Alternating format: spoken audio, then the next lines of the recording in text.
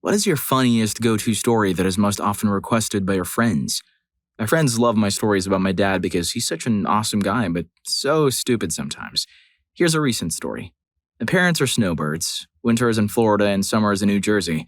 My mom typically flies back and forth, but my dad drives with their two dogs, a lab and a boxer. My dad refuses to pay the full ticket price for them to fly. My mom is constantly yelling at my dad about keeping the dogs on their leashes when he walks them, especially when he's traveling and they're in unfamiliar places. They get way too excited and will tear off running to investigate. He always yeses her to death, then does whatever the heck he wants. He's a man, so why she expects anything other than that, I have no idea.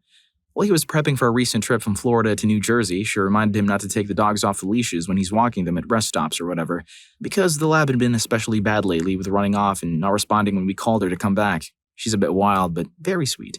He starts getting mad at her, saying, "Why do you always tell me this? Like I'm stupid and like I don't know how to take care of my dogs." He eventually leaves after they stop arguing and we think all is fine. We got a call later that night with an update as to how his drive is going.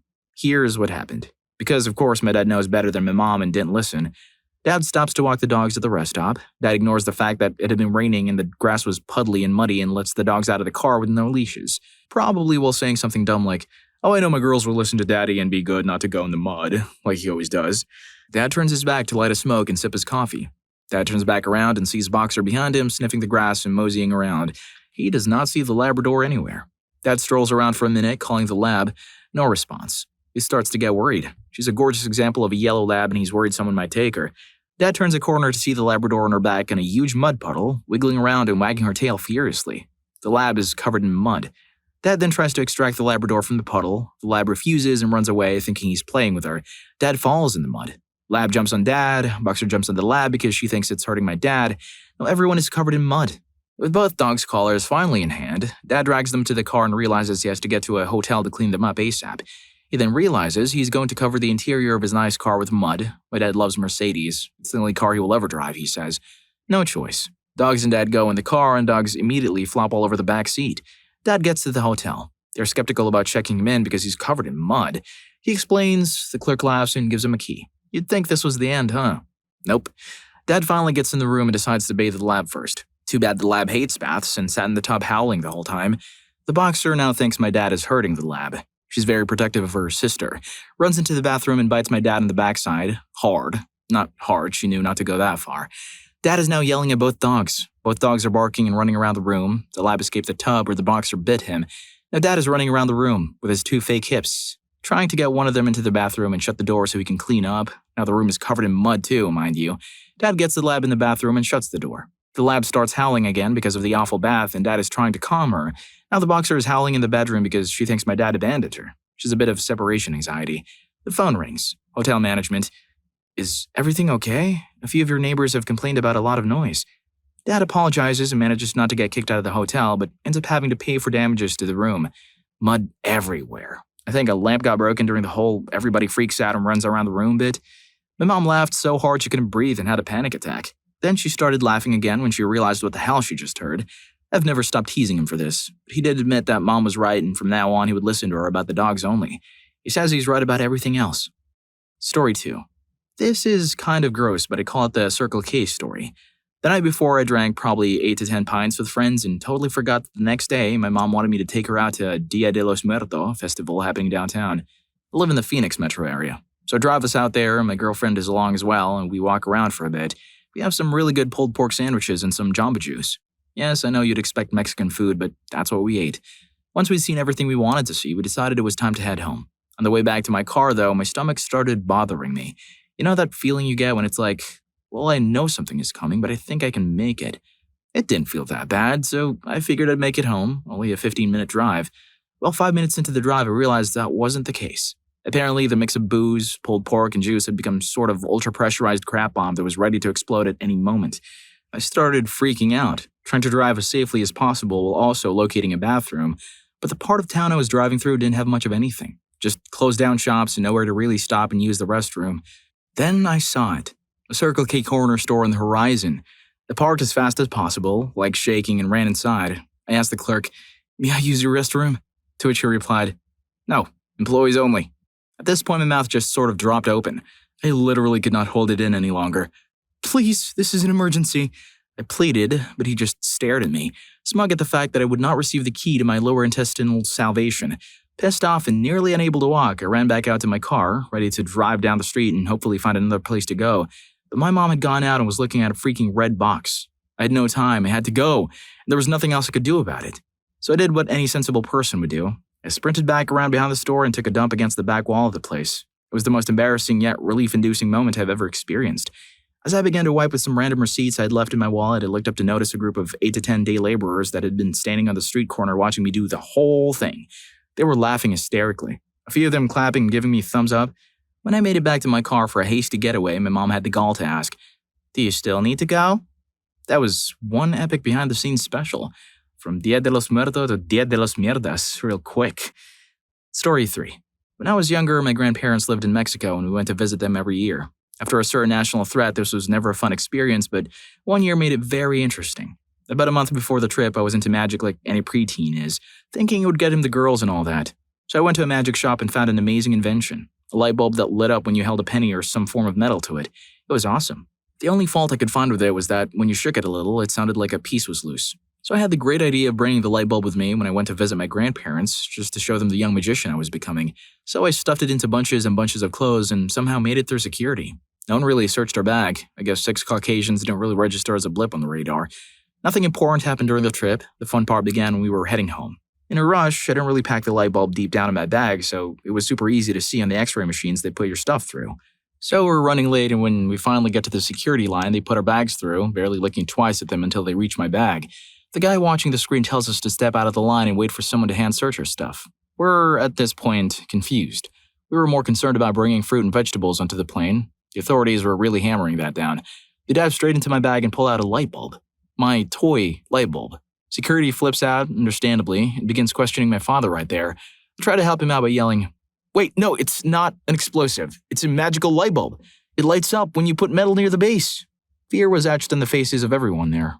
Fear in the security officer's face, for they thought this kid brought a device onto the plane. Fear in my family's face, for they thought this little kid was about to get them a free prostate exam, and on mine, because I thought they were about to break my light bulb. Luckily, one of the security guards recognized my utter stupidity, looked at it really closely, and decided to test it out.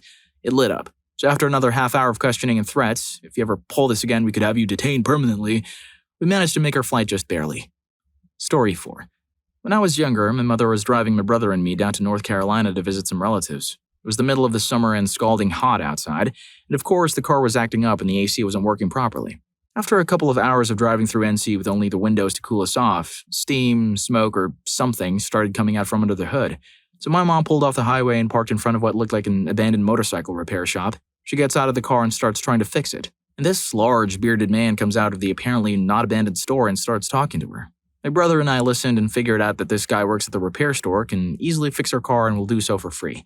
While he's doing so, he starts talking about the extremely liberal bumper stickers that my mother has in the car. At this point, my brother and I are getting weirded out by this guy, but my mom puts on a polite face and nods her head because he's fixing our car for free. He then notices the Bush Orwell sticker and thinks it's serious and that Bush really ran with someone named Orwell. After about 20 minutes of his bizarre conspiracy theories, he starts talking about how his wife was trying to open up a little ice cream place in the back of the repair shop. Now, at this point, my brother and I have decided that this guy is obviously crazy and is trying to lure us into the back of the shop so he can horribly end us. Because who the heck is an ice cream shop in the back of an auto repair shop? He asks my mom if she wants to buy some ice cream, and my brother and I are furiously shaking our heads. "No! No, for the love of God, no!" At her from inside the car, but her southern politeness takes over and she says yes since he fixed her car for free. So we follow this guy back into the recesses of the repair shop, past all the rusty tools and hanging hooks. The ice cream was actually really good. The more important question is, how are they planning on serving that ice cream at the back of a repair shop? Anyway, it looks like you've made it halfway through. If you could hit the thumbs up and subscribe, that'd be awesome. Story 5. One evening, my friend was out at a fancy-ish do in a fairly nice suit. At about 2 a.m., he stumbles back into the house to sit there with an early morning Xbox for company. He sits down and a smell starts rising. Eyes watering, I compliment him on the excellence of his flatulence and continue trying to own some noobs. He starts mumbling about how good a night he's had, and then my game ends. Noobs regrettably unowned. So he decides it's a great idea to see what wonders the Freeview Corn channel has to offer. There are horrors there that H.R. Geiger and H.P. Lovecraft combined could not be imagined. Never, ever go there. All this time the aroma is spreading and the room seems to be taking on a slight sepia tinge, though that may well have been my imagination. Eventually, the housemate waddles through the bathroom and the nostril-scorching scent recedes. After an hour or so of him being in there, I decide that making sure he survives is no longer my responsibility and go to my room. The following morning, the source of the smell is quite clear. My housemate's method of removing alcohol from his body was to let it out, and he had been doing so since before he had walked in the door. The waddle I thought had been a desperate attempt to stay upright was, in fact, the walk of a man whose only aim in life is to not let out any more. I can only conclude that he had in fact exploded when he got there, given the fact that the bathroom now resembled a Jackson Pollock painting in monochromatic brown. He wisely destroyed his suit to remove some of the evidence. How the jacket had become stained, I don't know. The shoes were possibly the worst. He ended up claiming it was the dog and getting his parents to clean it. It was days before any of us could enter the lounge or bathroom again without smelling it. We wondered about simply destroying the sofas. Story 6. My friends and I kept the story under wraps for several years, but since it's been out in the open, it's requested all the time. Myself and 2 other male friends were vacationing in Cancun one spring. It was our second day there, and we had been into the tequila and infamous all-inclusive hotel food all day. Stuffed with tacos, hot dogs, and undercooked burgers for the last 4 meals. That night, the 3 of us were out at a club and Nathan had to leave because he was buzzed, so he took a cab back to the hotel while we stayed. A couple of hours later, me and the other guy picked up 2 girls and brought them back to the hotel. The hotel room was set up like an apartment and had 2 bedrooms. One room had a king-size bed, which Nathan was sleeping in, and the other had 2 queen-size beds, which unfortunately meant that the 4 of us were going to be sharing the room. At least that's what we had planned on. We weren't even home for 20 minutes when one of the girls said she smelled something weird. We all agree. She opens the door, looks into the living room or kitchen area, and lets out the most horrific scream that has haunted my dreams ever since. Both the girls sprint out the front door before we can ask what's wrong, and we never see them again. Great. We look out the door to see that Nathan has made a mess all over the kitchen and living room. We don't realize it until after, but when he's buzzed, he tends to sleepwalk. If you have ever seen Dumb and Dumber, it was like that bathroom scene where Lloyd rubs the chocolate bar everywhere. There was crap on both couches, the kitchen counter, the kitchen chairs, and even on some of the clothes that had been sitting out. Awesome. A quick disaster scene analysis led me to believe that Nathan thought a bar stool was a toilet, so he sat down on it and emptied his colon.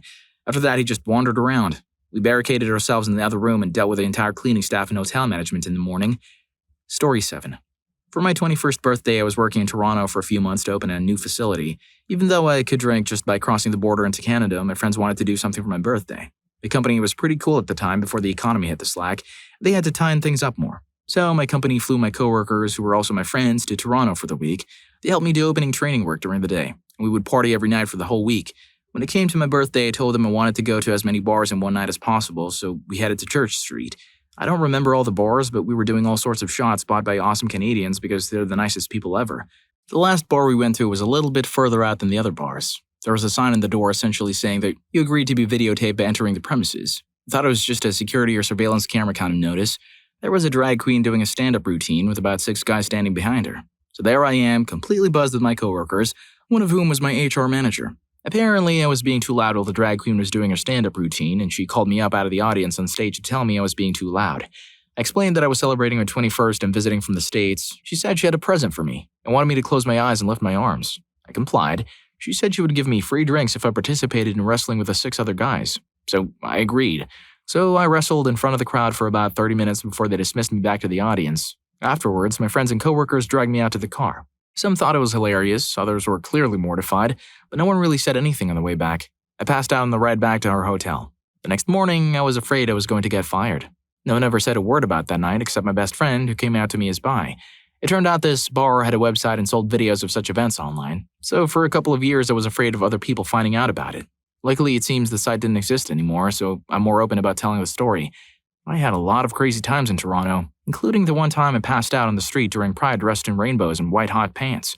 I didn't wake up until the next morning, when at about 10 a.m. I splayed across the steps of a bank as customers and employees were walking around me and the stuff that was strewn about me.